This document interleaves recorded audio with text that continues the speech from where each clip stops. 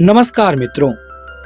भारत देश जिसकी पहचान ही ग्रामीण क्षेत्र है और भारत के गांव की सुंदरता किसी से छिपी नहीं है। लेकिन भारत के ग्रामीण क्षेत्रों में पुराने समय से ही कुछ कुरीतियां चली आ रही हैं।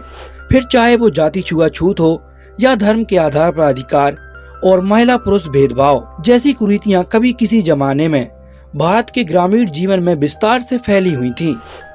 तो मैं आज आपको एक ऐसी ही कुरीति पर आधारित कहानी को बताऊंगा जिसे हिंदी और उर्दू के सर्वाधिक लोकप्रिय उपन्यासकार, कहानीकार और बहुत बड़े विचारक मुंशी प्रेमचंद जी ने लिखा है।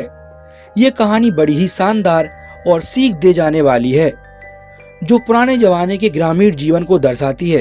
तो चलिए कहानी को शुरू करते हैं। कहानी शुरू होती है इस गरीब घर से, जहाँ एक गरीब औरत जिसका नाम झुरिया है अपनी बेटी को बुला रही होती है, जिसका नाम धनिया होता है। झुरिया अपनी बेटी से उसके पिता के बारे में पूछती है, जहां उसे पता चलता है कि वो तो घास काटने गया है। झुरिया उसको ढूंढते ढूंढते वहां पहुंचती है जहां उसका पति, जिसका नाम दुखी होता है, घास काट रहा होता है। झुरिया दुखी से कहती है, तुम भूल गए क्या, तुम्हें पंडित जी के यहाँ जाना था। तभी दुखी कहता है, खाली हाथ जाऊंगा क्या, कुछ भेंट ना ले जाऊं पंडित जी के लिए। तब वो झुरिया को बताता है कि ये घास मैं पंडित जी की गाय के लिए काट रहा हूँ।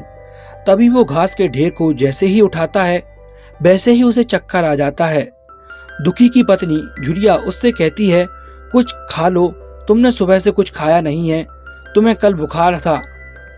दुखी उसकी बात नहीं सुनता और दुखी झुरिया से दुकान से कुछ सामान लाने के लिए कहता है जो पंडित जी को देना था। झुरिया दुखी को एक बार फिर मना करती है और कहती है, आज मत जाओ, कल चले जाना, तुम्हें बुखार है। लेकिन झुरिया की दुखी एक नहीं सुनता। तभी उसकी बेटी वहां आ जाती है जिसका नाम धनिया है। दुखी धनिया से पूछता है, पता है आज कौन आने वाला है। धनिया कहती है, हाँ जानती हूँ पंडित जी। दुखी पूछता है, ये जानती हो पंडित जी क्यों आ रहे हैं। तभी धनिया शर्मा जाती है और दुखी धनिया को पत्ते लाने के लिए भेज देता है और वो बिना खाए पिए पंडित जी को बुलाने चला जाता है, ये कहकर कि पंडित जी चले जाएंगे इसलिए जल्दी जाना पड़ेगा।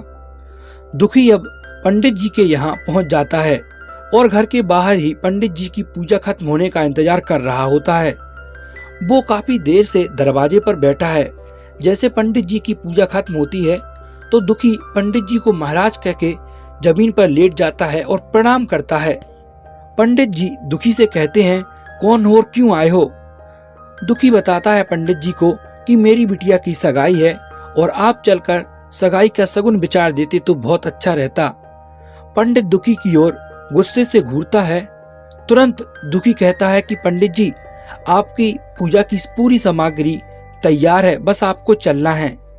तभी पंडित जी गुस्से में बोलता है कि मैं यहाँ खाली बैठा हूँ, जो जब जहाँ बुलाए वहाँ चला जाऊँ।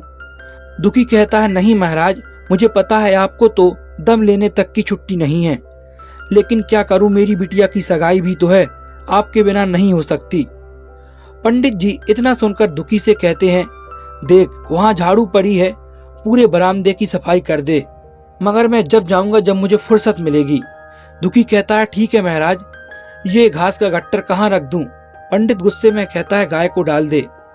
दुखी पंडित के पूरे बरामदे की सफाई कर देता है, लेकिन इसके बाद भी पंडित दुखी को एक काम और लगा देता है। पंडित पहले दुखी से भूसा रखने को कहता है, उसके बाद कुल्हाड़ी से लकड़ी को काटने के लिए बोलता है। दुखी जैसे तैसे करके भूसा तो भर देता है, लेकिन उसकी तबीयत ठीक नहीं थी, फिर भी वो महाराज को मना नहीं कर सकता। यहाँ पंडित आराम से लोगों को गीता का श्लोक सुना रहा है, जहाँ वो एक गांव के आदमी को, जिसकी अभी अभी पत्नी की मौत हुई है, उसको बता रहा है कि उसने कैसे अपनी 3 शादियां की और उसको भी सलाह देता है कि तुम भी कर लो। इतने में दुखी वहां पहुंच जाता है। पंडित दुखी से कहता है, लकड़ी चीर डाली। दुखी हल्की आवाज में कहता है, कुल्हाड़ी कहाँ है महाराज। पंडित उसे बताता है कि कुल्हाड़ी गोदाम में पड़ी है। इसके बाद दुखी लकड़ी चीरने के लिए चला जाता है, जहां वो देखता है कि एक बहुत बड़ा लकड़ी का टुकड़ा जमीन पर पड़ा हुआ है और उस कुल्हाड़ी से उसे काटना बिल्कुल नामुमकिन सा है, लेकिन फिर भी वो कोशिश करता है। वो देखता है कि कुल्हाड़ी में धार ही नहीं है वो कुल्हाड़ी में धार लगाने लगता है, लेकिन फिर भी वो लकड़ी नहीं चीर पा रहा था। तभी वहां एक आदमी आ जाता है और दुखी से पूछता है, लकड़ी काटना जानते हो? दुखी कहता है, भैया काटता तो मैं घास, लेकिन ये लकड़ी काटना क्या जानूं। वो आदमी दुखी से कहता है, फिर क्यों परेशान हो रहे हो? दुखी उस आदमी को बताता है कि महाराज का काम है, उनको घर ले जाना है बिटिया की सगाई के लिए, तो उन्होंने पहले इस लकड़ी को काटने के लिए बोला है। दुखी कहता है, मैं इस लकड़ी को चीर भी देता, लेकिन सुबह से कुछ खाया ही नहीं। वो आदमी कहता है, तो क्या वो तुम्हें खाना भी नहीं खिला सकते? दुखी कहता है, घर चले जाएंगे, यही क्या कम है। इसके बाद दुखी उस आदमी से एक बीड़ी मांगता है। वो आदमी दुखी को अपने घर ले जाता है और वहां पर चिलम देता है, लेकिन उस आदमी के पास चिलम जलाने के लिए आग नहीं होती। दुखी आग मांगने उस पंडित जी के घर जाता है। पंडित की पत्नी गुस्से में कहती है, कोई कर्म धर्म नहीं है क्या जी? कोई भी चमार या धोबी घर के अंदर घुसा चला आता है, उससे कह दो यहाँ से चला जाए, नहीं तो मैं इसके मुंह में ये आग डाल दूंगी। पंडित अपनी पत्नी को समझाता है कि वो हमारा ही काम कर रहा है, इसके लिए अगर कोई मजदूर लगाया होता तो वो पूरे 1 रुपए लेता। थोड़ी आगी दे दो, अपना क्या जाएगा। पंडित की पत्नी गुस्से में अंदर से आग लाती है और दुखी के ऊपर फेंक देती है। अब दुखी वहां से चला जाता है और यहाँ नशा कर रहा होता है, लेकिन उसमें हिम्मत नहीं थी कि वो लकड़ी काट सके, क्योंकि सुबह से उसने कुछ खाया नहीं था। लेकिन फिर भी वो लकड़ी चीरता है। अब धीरे धीरे और तेजी से कुल्हाड़ी चलाता है, लेकिन दुखी एक बार और थक जाता है और बैठकर रोने लगता है। उसके अंदर अब जान नहीं बची थी। यहाँ दुखी की पत्नी झुरिया उसका इंतजार करते करते सो जाती है। पंडित सो के उठता है और देखता है घड़ी में 2:30 बज रहे थे। पंडित बाहर निकलकर दुखी को देखता है तो दुखी पेड़ के नीचे पड़ा हुआ था। पंडित दुखी को आवाज देकर उठाता है और बोलता है, लकड़ी तो जो की त्यों पड़ी है, देख ले दुखी, नहीं तो मुहूर्त भी वैसा ही निकलेगा। मुझको दोष मत देना, चल लकड़ी काट। अब दुखी के हाथों में जान नहीं बची थी, फिर भी वो पंडित के डर से लकड़ी को काटने लगा। ये सब वो आदमी देख रहा होता है जिसने दुखी को चिलम पिलाई थी। अब दुखी गुस्से में जोर जोर से कुल्हाड़ी चलाने लगता है। अब वो रुकने का नाम ही नहीं ले रहा था। वो कुल्हाड़ी चलाता गया और एकदम से जमीन पर गिर गया। ये सब पंडित के बेटे ने देख लिया और भाग के पंडित को बुला लाया। पंडित दुखी को जमीन पर पड़ा देख समझ जाता है कि दुखी ने दम तोड़ दिया। पंडित भाग के अपनी पत्नी को बताता है कि चमार मर गया। पत्नी कहती है, तो तुम क्यों घबरा रहे हो? चमार बस्ती में खबर कर दो कि जाके अपने मुर्दा को उठा लें। वो आदमी ये सब कुछ देख रहा था।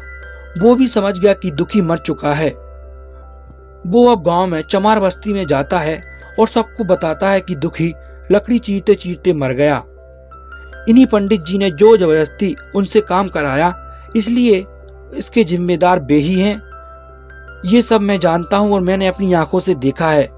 वो लोगों से कहता है कि कोई भी मुर्दे को नहीं उठाना, लाश को छूना भी मत, ये पुलिस का काम है, पुलिस का मामला है, पुलिस पकड़ के ले जाएगी।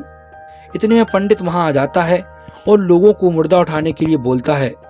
ये सब कुछ दुखी की पत्नी सुन लेती है और जोर जोर से रोने लगती है, लेकिन कोई भी शव को नहीं उठाता। थोड़ी देर बाद झुरिया बारिश में वहां पहुंचती है और दुखी को उठाने की कोशिश करती है, लेकिन उसकी हर कोशिश नाकाम रहती है। दुखी तो उसी वक्त अपना दम तोड़ चुका था। झुरिया महाराज महाराज करते पंडित के घर के बाहर पहुंचती है और पंडित को कहती है, आपने ही उससे लकड़ी क्यों चुरवाई, उससे क्यों कड़ी मेहनत करवाई? उसने दिन भर से कुछ नहीं खाया था, वो बीमार था महाराज। लेकिन पंडित उसकी एक भी नहीं सुनता। अब धीरे धीरे पूरी रात बीत जाती है, सबको कोई नहीं उठाता। पंडित सुबह के 5 बजे लाश को एक रस्सी में बांधकर अपने घर से काफी दूर फेंक कर आ जाता है और इस कहानी का अंत यहीं हो जाता है। ये कहानी हमें बहुत कुछ सिखा जाती है। हम यहाँ किसी विशेष जाति या धर्म का विरोध या समर्थन नहीं कर रहे, लेकिन पुराने दौर की ये कड़वी लेकिन एक सच्चाई है। ये कहानी हमें समाज का असली आईना दिखाती है। आजकल ऐसी फिल्में बनना बहुत ही मुश्किल है। अपनी राय हमें कमेंट में जरूर दें। वीडियो को लाइक करना ना भूलें और ऐसी वीडियोस के लिए हमारे चैनल को सब्सक्राइब कर लें। अगली मुलाकात होगी अगली वीडियो में। तब तक के लिए धन्यवाद।